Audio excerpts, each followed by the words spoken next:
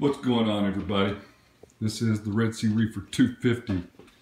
T5 Kessels are on, screen top is off. Basically, wanted to get an update out. Left the tank for 4 days and everything is looking great. The bird's nest up here, you can see some white tips on them. The green slimer there, let me see if I can zoom into them. I don't know if I'll try to get a non-shaky version. But you can see some polyp extension there. And that's looking great. Everything's doing well. You can see that the sandbed, you know, it's dirty here, clean there. But everything's doing well. There's another Rico frag right there starting to color up. And then we got this guy right here that's got some polyps coming out of it. And I'm really waiting for this guy to come out and act alive. But I want to take you over to the countertop, go over something real quick, and then we'll just keep it moving. So ignore the background noise. I'm trying to get this video out now while these things are on my mind, but you can see I've been testing alkalinity. So I have 4 of the vials here. And what I do is I do a comparison. So I fill all 4 up with 10 milliliters, and then I fill the 2 of them up with 1 milliliter of the reagent here. And what I do is I test this row, and then I swap them, and I test this row and this row. And the reason why I'm doing this is because I want to get a good baseline. So the first time I tested it was 7.9. Every other test after that was 8.2. And so I'm doing 4 tests. 3 of the tests were 8.2. 1 of them was 7.9. So I'm going with 8.2. But that's just how I kind of do it, just because the test is so easy and the reagent to refill it is so cheap. So I just, this is pretty much how I do it every time. Next up on the agenda of the Reef tank update, the last video I put out, I believe his name was Andre Bates, left a comment, and it was genius, and I never thought about it. So please, if you have any comments, suggestions, don't hold back. Let me know. You know, I'll be the first to tell you that I don't know everything, and you know, I have to either research things myself or somebody has to tell me, or I just kind of run into it and I'm like, hey, that's a good idea. So Andre said, why don't you use a thinner magnet on your auto top-off container? And as you can see here on my toolbox, I have some rare earth magnets, and I have one in my hand. And basically, you can see there it sticks, and of course it sticks both ways. So what I'm going to do is I'm going to attempt to use this magnet here, which has a thinner profile, to move the optical sensor on my auto top-off container to the back wall so that it's not in the front. This will not be wet, it's going to be external. So again, if you have any suggestions, comments, whatever, please leave them in the comment section below. It was eye-opening, and I really do appreciate you giving me that helpful hint, because although these magnets have been here for quite some time, it never crossed my mind to use them. So thank you very much, Andre. I do appreciate it. So you can see I took the optical sensor magnet off, and I have the rare earth magnet here. I just need to move it to the back of the container, which is probably going to suck because of the dosing container.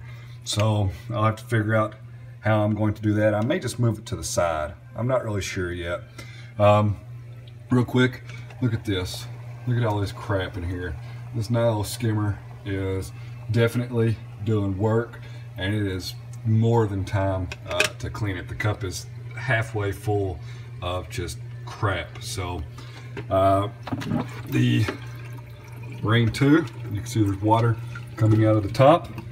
I am running 2 bottom lights and 1 top light, but it is definitely time to clean all of this nastiness off of the algae scrubber and get it flowing again properly. That clear white spot down there is because I scraped the screen too clean with a brush, and you're not supposed to do that, but I wanted to do it anyway, so that's what I did.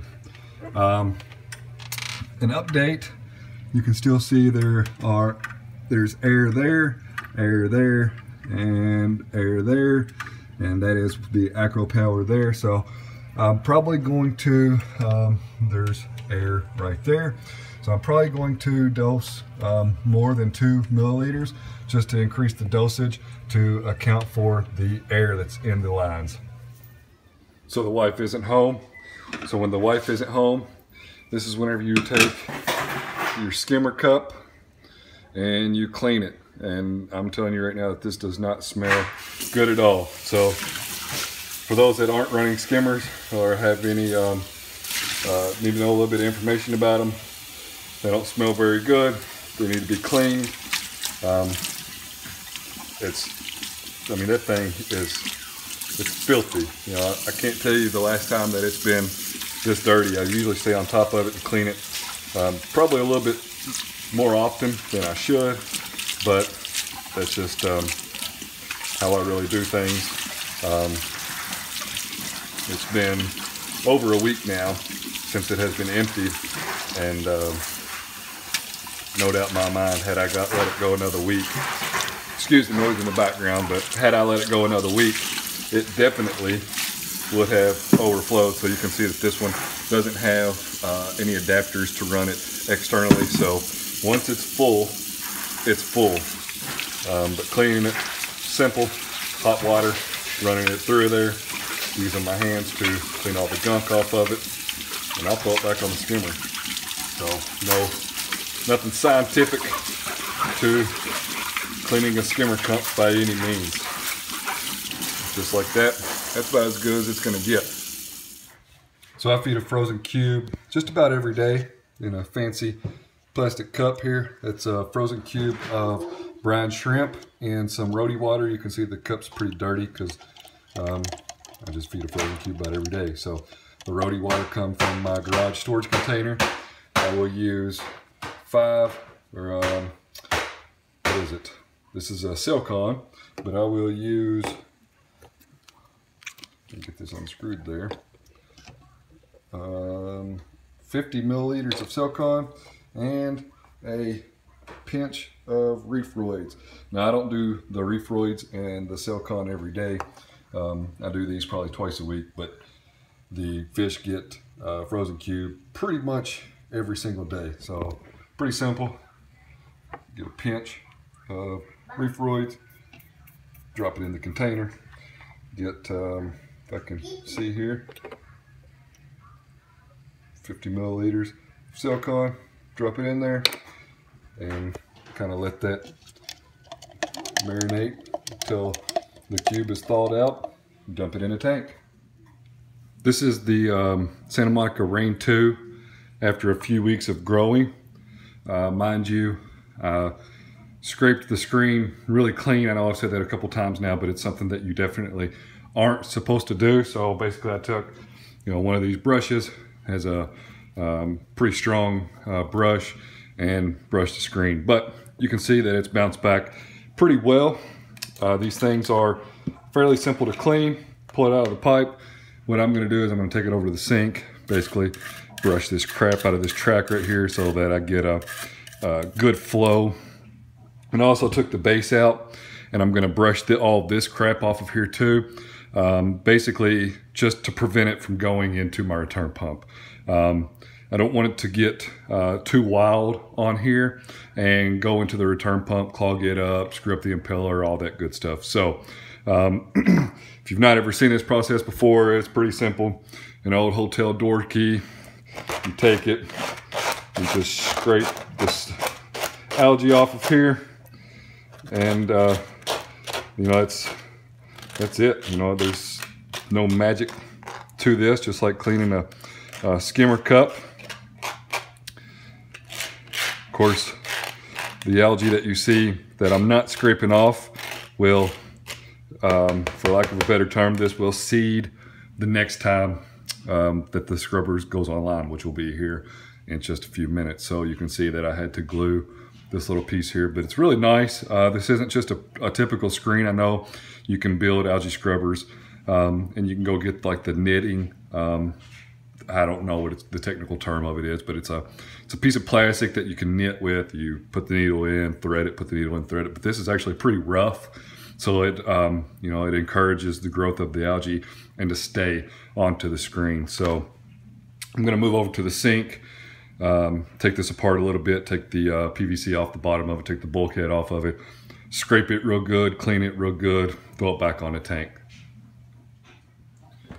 Now that the Rain 2 is pretty much dismantled, you can see here that it has been cleaned out. You know, you can, I tried to glue legs on here at one point, so just ignore that. I really don't care about that. But I cleaned it really good under the sink with the brush. And for you that, for those of you that don't know much about these, basically this is a 1-inch bulkhead, slides in here, and it will thread on.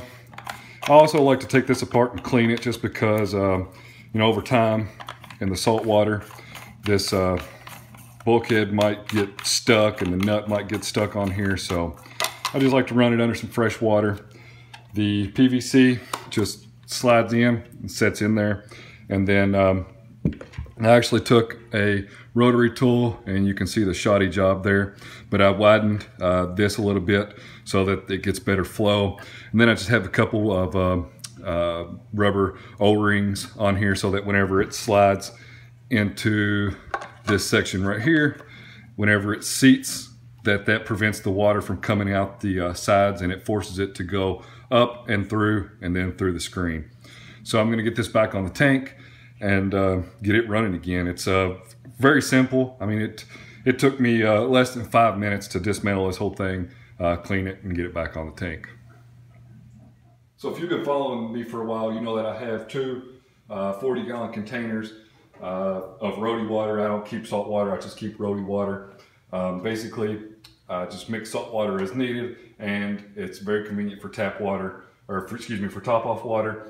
And whenever I do my testing, I use a cup full of roadie water to clean all the equipment. So it's very convenient to have 80 gallons of water. Right now, I have about 30 gallons of water. I'm actually going to fill up this 5-gallon container, which is pretty simple. Basically, this is not glued together by any means. It's just stuck together so that I can get it in and out of the jugs.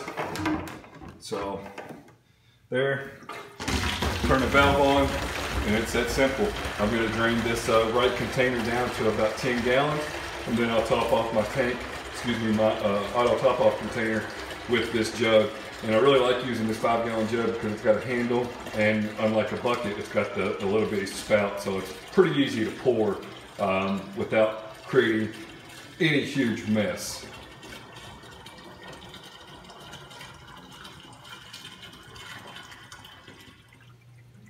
So now that I have my top off water, you probably can barely see, but I did move the optical sensor to the side. I've come to the conclusion that for right now with the dosing containers, it's going to be just too difficult to move that to the back, but I'm using the smaller magnet, so again, thank you for that. As far as adding water to my top off container, very simple process. Lid comes off, grab the jug, and fill it up.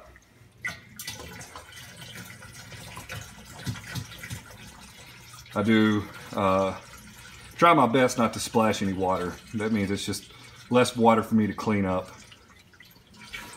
And I'm putting a lot of faith in the Tunze 3155 auto top off because I typically keep this thing pretty full. So I mean, it was at about 3 gallons before I started adding this water. So this should give me about 8 gallons. So we're at 6 right now. That's 7.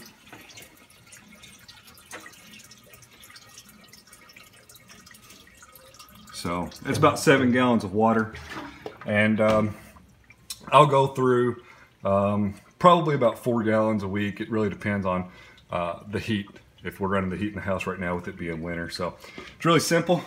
Throw the lid back on there and wait for the alert, or check it sooner and add water as needed. So I have the optical sensor at just about the 2-gallon mark, which is the same as my float sensor. So at 2 gallons, I will get 2 alerts, one from the optical sensor and one from the float sensor.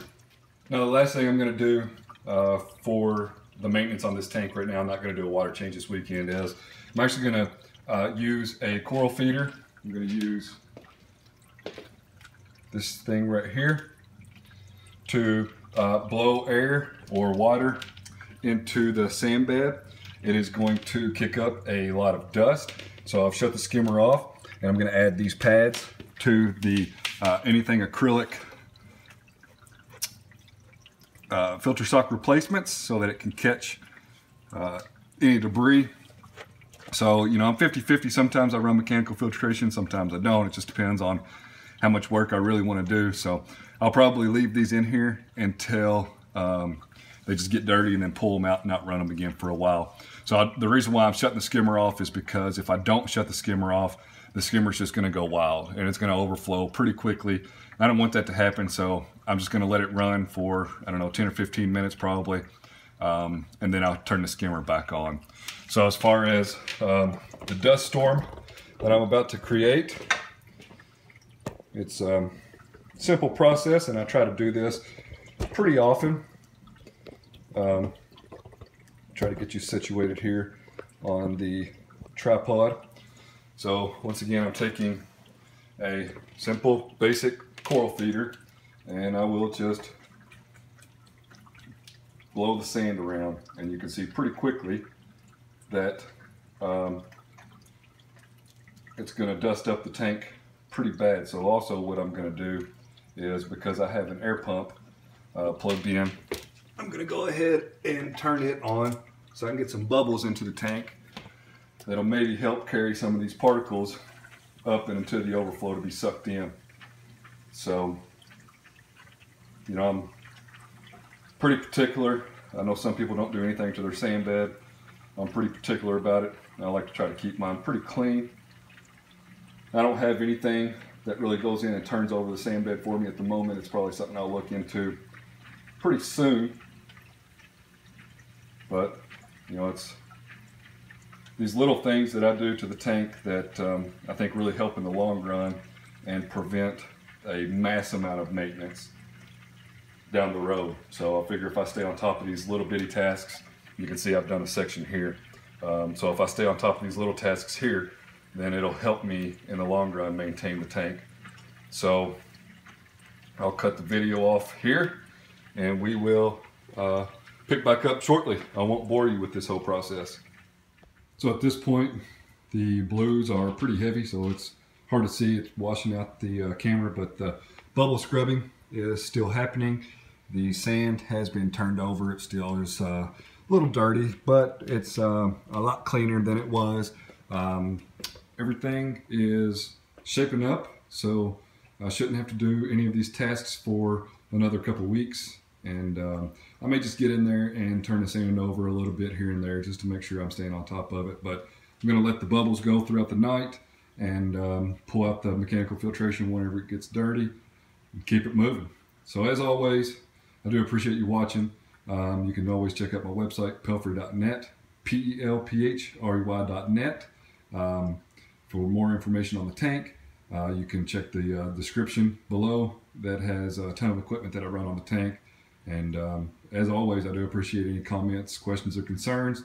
So just keep that in mind. If I'm doing something that you do that I could be doing better, I always love to hear it. So I'm going to go ahead and cut this off here. Once again, I appreciate you watching and hanging out with me, and I hope you have a great day.